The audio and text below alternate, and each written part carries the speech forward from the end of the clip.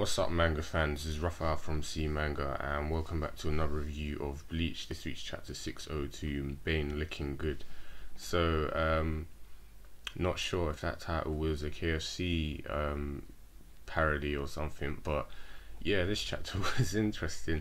It started off very weird because it was like in big bold letters, lethal dose, but it was a really good, nice add to the chapter because it went obviously through an explanation of what a lethal dose is.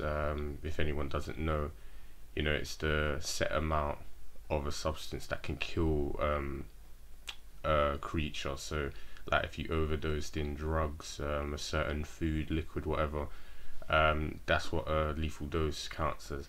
And it even further elaborates how every creature has a unique set value that will kill them, and it's completely impossible to set an exact quantity for anyone.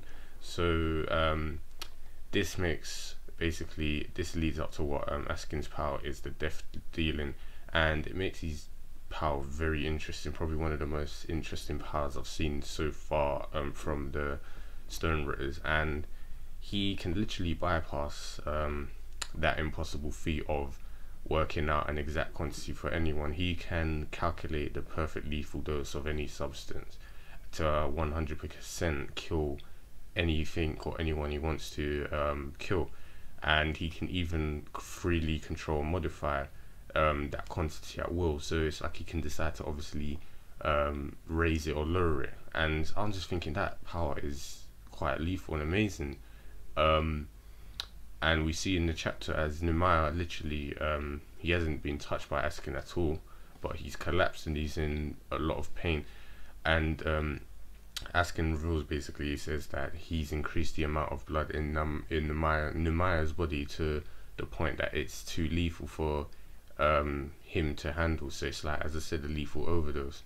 And it's apparently mutually painful, because he said, oh, it must be painful feeling this before your death. It's like, I feel the pain as one. It's like he was drinking blood. So it's kind of similar to what I was saying before. It's like he's passing it on. It's kind of disgusting that he was doing that, but yeah, that's how his power works. So Askin, he actually brought up a good quote, or say point, that quite a lot of people do in Bleach. He assumed that Nemaya was underestimating him as an underling. This is something he had to deal with in the past, but now he doesn't care. And he says that kind of morbid, sad nature is probably one of his deadliest points. But this is what I said, it literally, his own, you might as well say, philosophy or quote backfired on him, because Nemaya, learning about the overdose, cuts his own throat and starts drawing out enough blood. So basically he's letting the blood flow so he can avoid the lethal dosage that Askin has given to him. But Askin says that doing this is, you know, it's overkill. Like, you're sort of right, but you're missing the point. It's like you'll eventually die of blood loss if the blood keeps flowing out at the rate that he's making it flow up. And he's even, I'd say, intelligent or professional enough to estimate that Nemaya's weight was 60 kilograms and that his body contains 4 liters of blood. So he does this mad calculation. Well, it wasn't mad, but it was kind of wordy, a lot of numbers, where he says that if you lose half the amount of blood, that's 2 liters. So that means obviously you will die from blood loss. And he's saying the current lethal dosage that he's put into Nemaya's body is 1.6 liters. So either way he will die, because if he carries on losing blood to try and stay under the 1.6 liter cap, he'll die from blood loss. If he doesn't lose enough blood, he'll die from that. So it's like a no-win situation.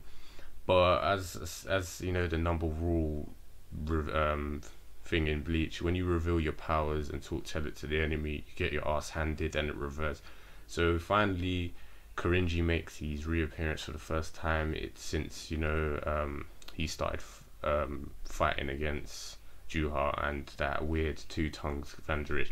He is summoned by Nemaya, who brings forth his red hot spring water to wash and cleanse his blood, replacing it with new blood. and Nemaya is completely healed and basically back to normal, perfect, and there's nothing Askin can do, and Askin is once again fatally cut down, and this is when he realizes he was the one who underestimated Nemaya. Like I said, his whole philosophy backfired on him because he did the exact same thing.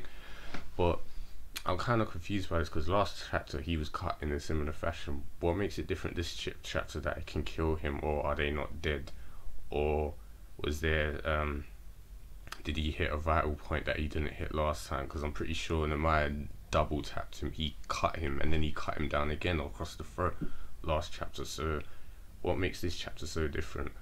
But I don't know, either Kubo messed up on that, or I don't know, there's something I'm missing, but I'm pretty sure he's only just been cut. I mean, it was like the sniper guy only got his arm cut off, so I'm pretty sure in Bleach people can survive lethal wounds like that are usually nothing. So whatever, and we'll see what happens. But that was more or less the elite guards. It seems like they're kind of I'd say happy, because obviously I like the the royal guards. I want the Zero Division to prove their strength, and didn't really want them to lose.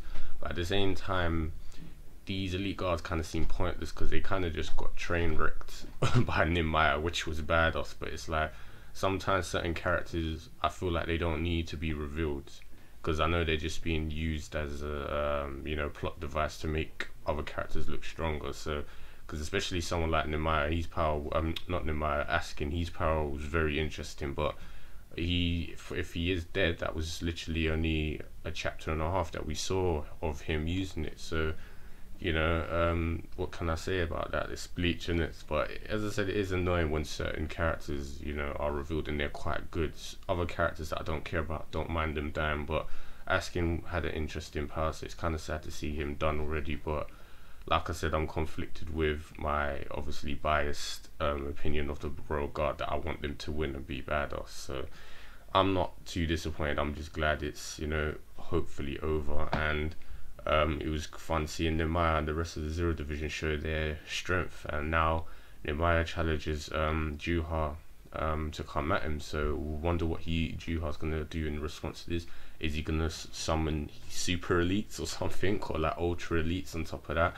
Or is he gonna have Hashwald and Uryu do with the Royal Guard while he goes ahead to find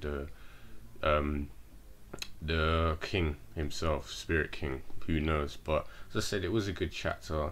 Love the whole explanation about the death dealing. I love that the Zero Division are still proving to be badass, even when they were literally on death's door, or could have been on death's door. And yeah, as usual, just love Bleach. So I can't wait to see what happens next. As I said, watching the Royal Guards in these latest chapters has been quite interesting, and I just hope it stays consistent like this. So you guys know the usual. If you got any opinions, predictions, leave them in the box below. And also, if you're new to the channel, check out our videos if you found this one entertaining, and see what else we have to offer. And I'll speak to you guys next time.